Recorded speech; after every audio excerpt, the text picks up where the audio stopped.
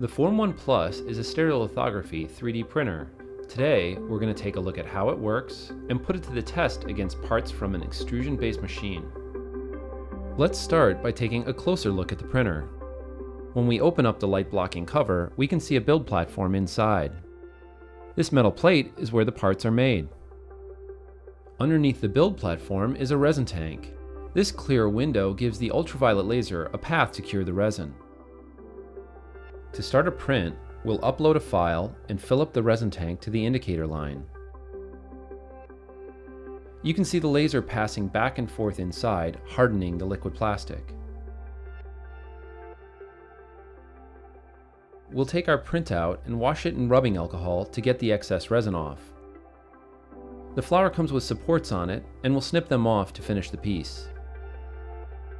Stereolithography is known for producing extreme detail with layers down to 4 times finer than a human hair.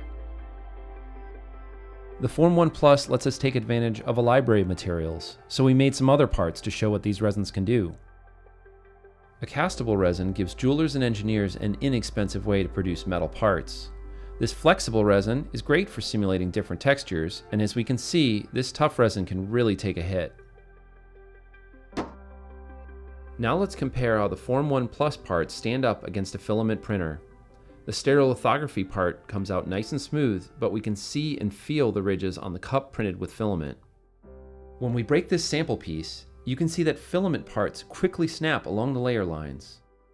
The SLA process creates a chemical bond, so our prints take much more force. Today, we took a look at how stereolithography printers work, the types of resins they can print with, and what makes the parts stand out against other desktop machines. If you liked our intro to stereolithography 3D printing, check out some of our other videos.